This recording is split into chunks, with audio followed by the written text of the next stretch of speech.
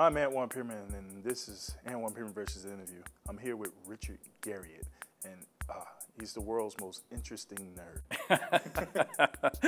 I am so glad to have you here. Oh, thank you. Very glad to be with you today. I've been looking forward to this for a while. Thank you, thank you. So just for you, we wanted to do something special for this interview. We created this game.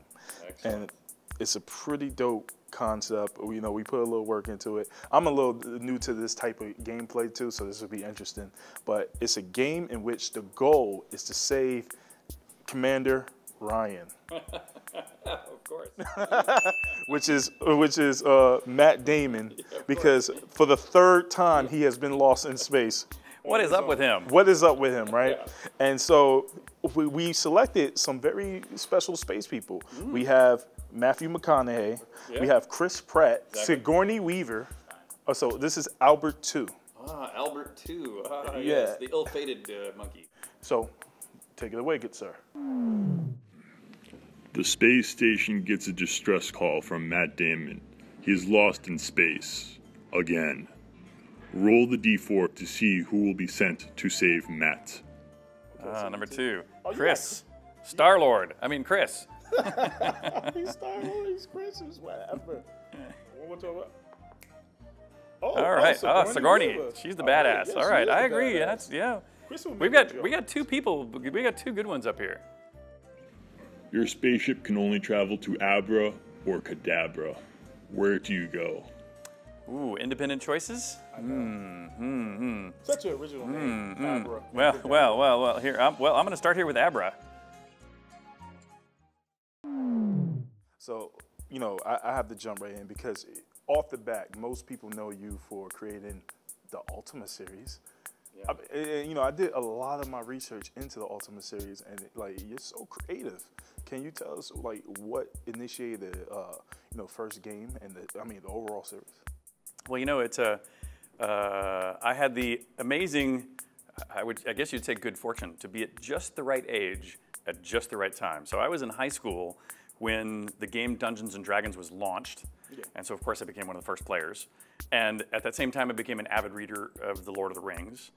And that's also right when personal computers came out. And so I actually, in fact, my first games I wrote before the launch of the Apple II. I wrote them on a teletype.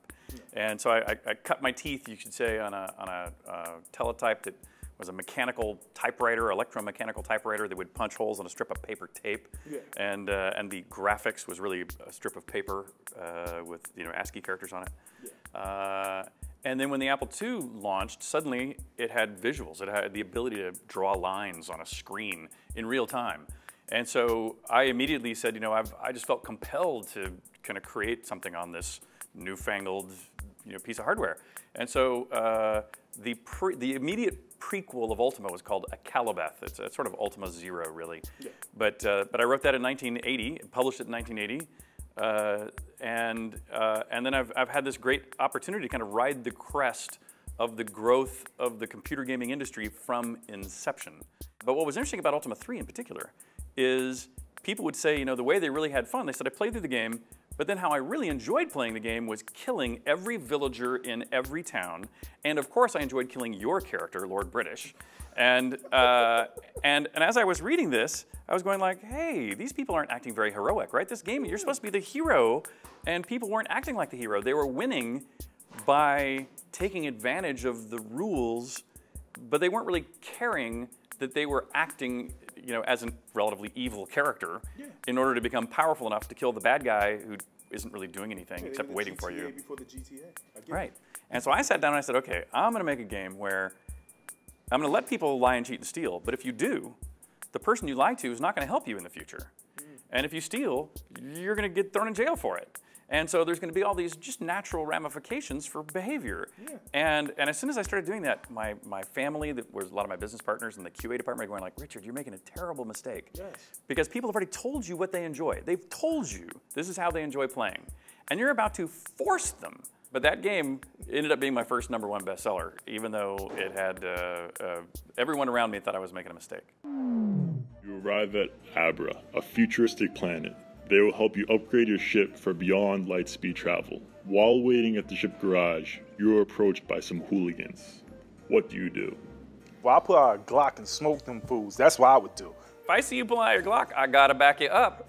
Do you travel to Fugam or the BFP? Why don't we, let's begin our migration away from this dangerous looking stuff. Yeah. So we do that?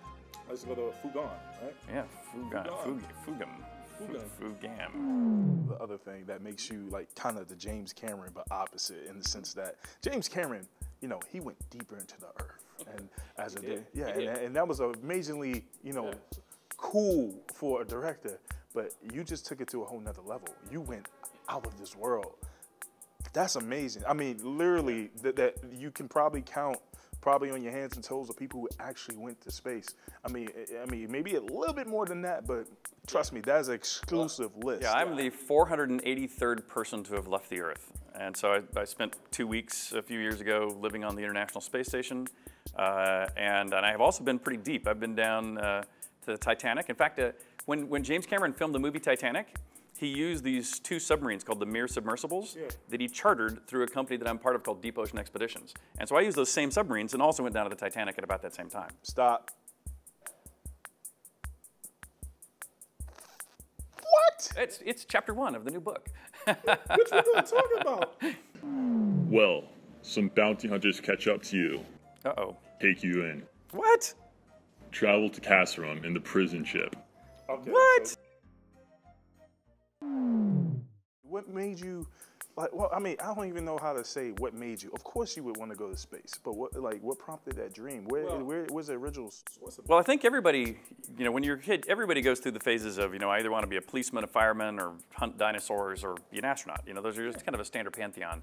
But my father is also an astronaut. And my right-hand neighbor was Hoot Gibson, another astronaut. My left-hand neighbor, Joe Engle, another astronaut. And all of the other Mercury and Apollo astronauts live within 2 blocks of my house. And so when I grew up, it seemed like you didn't ever have to decide to be an astronaut.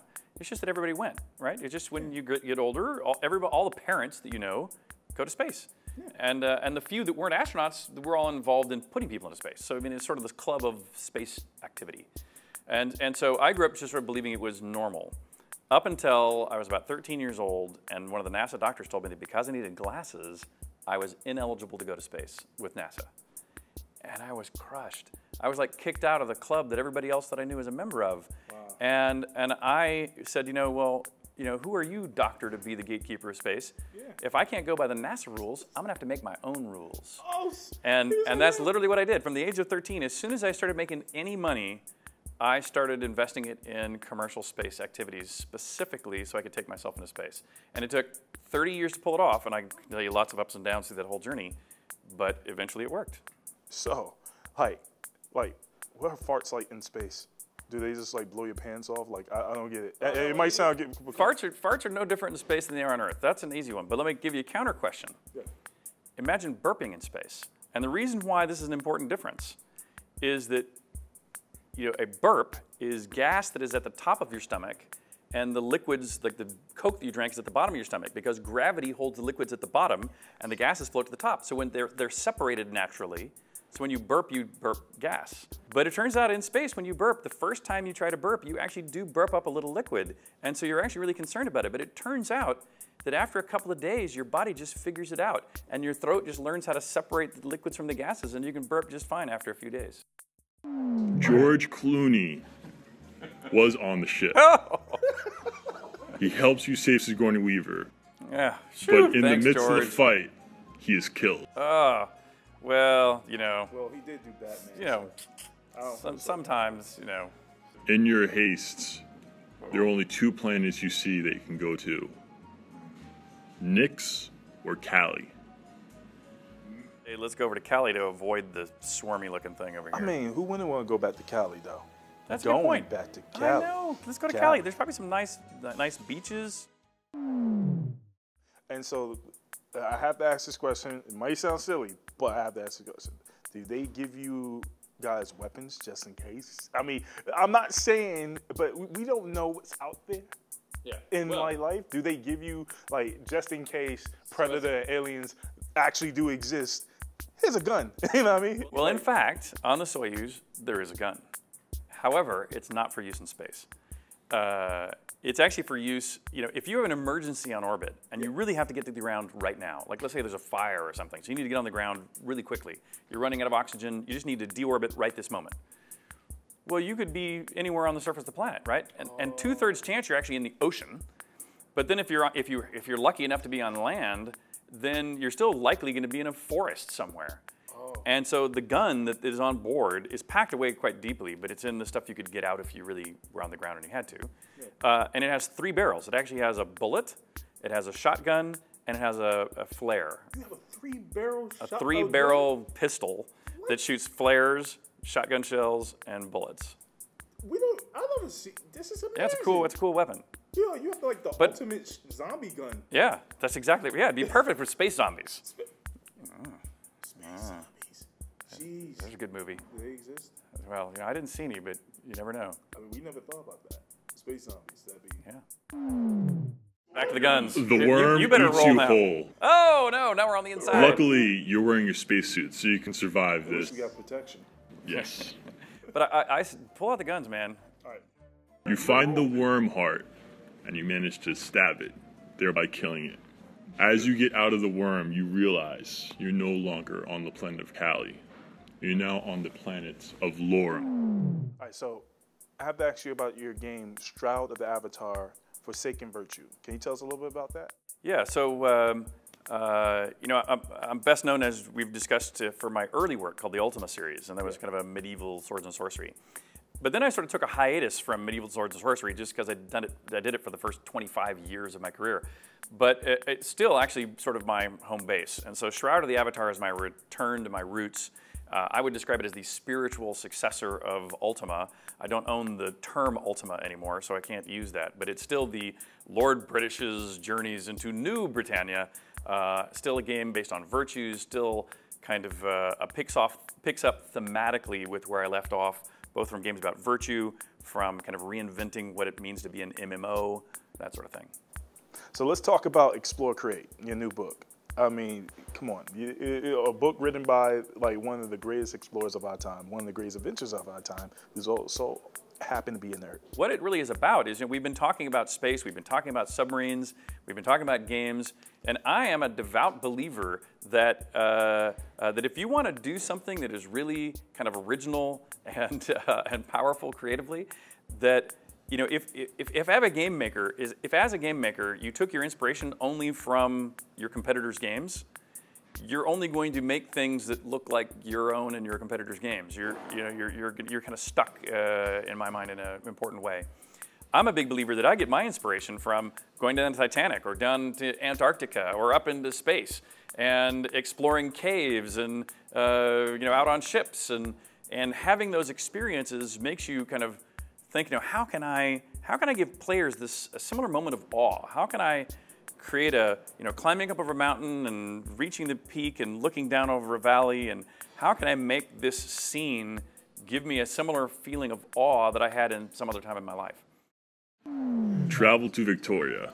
All right. What you know of Victoria was it was overrun by the swarm a century ago, but you reach there and it looks like Earth. Matt Damon has found the weakness of the swarm. See, it's good to bolt. Yes, you're right. You're the man. You bring it to the Federation and they defeat the swarm. Oh, see? Victory. Bravo! Bravo! Bravo! But thank you, man. You're amazing. You're inspiration. Oh, my pleasure. Thank you. I'm definitely going to read your book. Check out his book. And, thank you. My pleasure. Thank you for having me. Boom. That's ANTWAND PEARMAN versus Interview. Biatch.